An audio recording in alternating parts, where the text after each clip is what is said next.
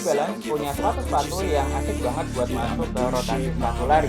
Tapi kalau cuma boleh pilih satu, New Balance Fuel Cell Rebel V3 ini adalah pilihannya. Yo, I got a lot of shit to say, so I'ma do this every day. I'll be writing things until I'm fucking buried in my grave. 6 feet deep under, but my body won't decay. Cause my messages are timeless, so they put them on display. Oh yeah, I rap with a certain pelari non-elit yang suka review sepatu dan sharing-sharing soal lari.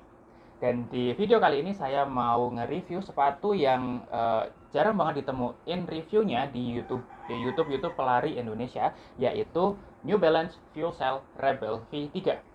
Sepatu ini saya beli dengan uang saya sendiri, jadi apapun yang saya sampaikan di video ini murni dari pendapat saya selama saya menggunakan sepatu ini. New Balance ngeplot sepatu ini sebagai fast daily trainer. Jadi sepatu ini versatile, bisa digunakan di latihan apa saja, mau dari slow run, easy run, long run, dan apalagi speed session. Dan ini didukung banget oleh beratnya yang cuma 209 gram di ukuran 43 sepatu saya ini. Sepatu ini adalah update ketiga dari seri Rebel, yang seri keduanya itu dianggap sebagai shoe of the year sama Believe in Run, ya, sebuah YouTuber lari di Amerika sana yang memang reviewnya banyak sepatu-sepatu internasional. Di tahun 2024 ini akan ada rilisan terbaru, yaitu versi keempat, kurang lebih di bulan Maret ini. Tapi untuk versi ketiga ini masih akan sangat bagus kalau teman-teman memang pengen mencoba sepatu lari dari New Balance yang memang bisa digunain untuk segala sesi lari. Karena apa? Karena bobot dari sepatu ini cuma 209 gram di ukuran saya yang 43. Dan tentu bobot 209 gram ini tergolong ringan karena sesuai tadi tujuannya, sepatu ini adalah untuk fast daily trainer. Ya, kalau yang nyaman untuk speed session itu pasti adalah sepatu yang punya bobot ringan. Ditambah lagi, sepatu ini didukung oleh midsole yang premium. Ya, midsole yang premium ini yang juga digunakan di sepatu racing dari New Balance, yaitu foam fuel cell. Karakteristik foam ini sangat empuk dan responsif, jadi empuknya itu bukan empuk yang kalau ditekan itu nggak membal. Ya, sepatu ini kalau ditekan justru malah membal, jadi ada respons dan juga ada pentalan gitu ya waktu lari untuk speed session. Jadi enak banget ketika kita sudah semakin kencang di lari di dalam interval session ataupun tempo run. Walaupun begitu, karena tujuan dari sepatu ini bukan sepatu racing untuk full marathon, jadi foamnya relatif pendek dan nggak masalah juga ya, karena memang yang akan sering digunakan sebagai daily trainer aja. Dan mungkin kalaupun lari jarak jauh, half marathon itu udah jarak yang paling maksimal ketika menggunakan sepatu ini. Kalaupun ada yang mau sampai full marathon, ya nggak masalah juga, tergantung kekuatan dari kaki masing-masing. Tapi plot dari sepatu ini menurut saya half marathon itu sudah paling maksimal. Ditambah lagi, karena plot sepatu ini adalah daily trainer, tentunya akan memiliki rubber yang cukup tebal, ditambah juga dengan rubber yang punya durability yang cukup bagus.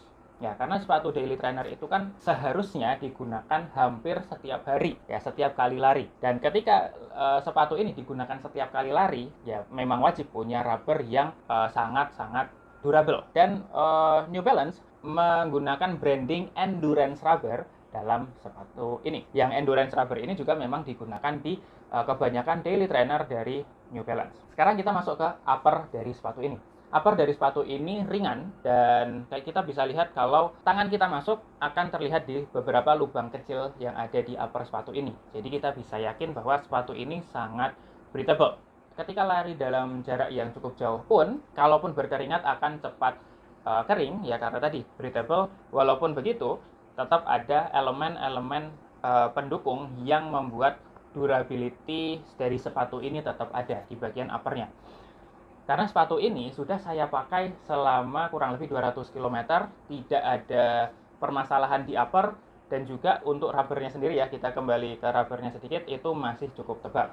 Jadi akan sangat baik banget, ini mungkin 500 km juga masih kuat. Fit di sepatu ini sedikit narrow, jadi untuk saya yang punya kaki sedikit lebar harus upsize sedikit ya. Ukuran pas buat saya adalah 42,5 di sepatu ini, tapi saya upsize menjadi 4-3 agar tidak terlalu banyak gesekan yang terjadi di kaki sama uppernya kanan kiri, dan lari lebih jarak jauh pun jadi lebih nyaman. Jadi kalau teman-teman punya kaki yang sedikit lebar, saya sarankan buat naik 1 atau setengah ukuran. Nah, memang kebanyakan sepatu-sepatu dari luar itu jarang yang mengakomodir kaki lebar, kecuali memang seri yang ada seri wide-nya. Sayangnya New Balance label ini tidak terlalu wide. Stabilitas menggunakan sepatu ini kalau dibilang stabil juga tidak terlalu stabil ya, karena foamnya tadi super critical foam, salah satu foam premium dari New Balance. Jadi kalau sepatu ini dibuat jalan sangat goyang, tapi kalau dipakai lari, terutama ketika foot strike-nya itu ada di depan, footprint yang lebar, tentunya akan tetap stabil ya, karena kalau landing lari itu kan nggak lama-lama, yang penting terjadi rotasi kaki yang sering. Ketika saya pakai sepatu ini, lockdown-nya sangat bagus ya, saya nggak pernah heel slip sekalipun. Itu dibantu dengan heel counter sini, heel cup yang sangat kokoh, sangat kuat.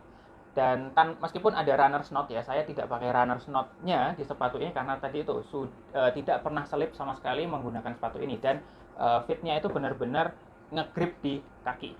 Jadi sangat nyaman dan enak banget untuk digunakan lari jarak jauh.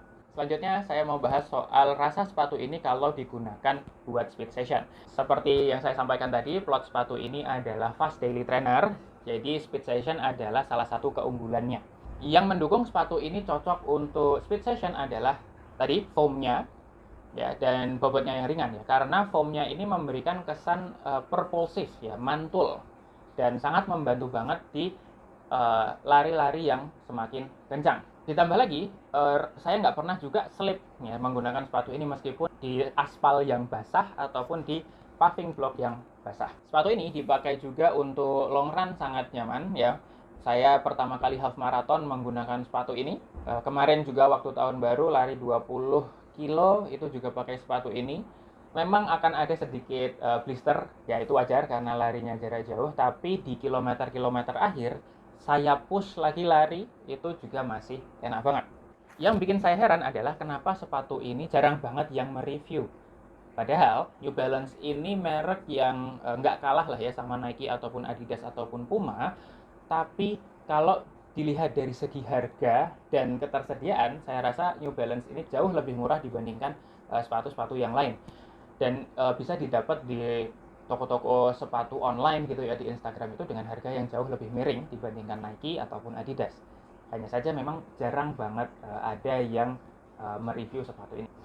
Nah, sekarang saya mau membandingkan ada nggak sih sepatu yang punya feel sama tapi dari brand lokal. Kemarin di review saya di Nankan Hazevelos yang bisa kalian tonton di sini ya, saya membandingkan ride feel-nya Hazevelos itu mirip seperti New Balance FuelCell Rebel ini. Oke, itu tadi review saya tentang FuelCell Rebel V3 ini. Silahkan like video ini dan subscribe channel ini kalau bermanfaat agar tidak ketinggalan review-review sepatu yang lainnya. Sampai jumpa di Ngobrolin Lari selanjutnya.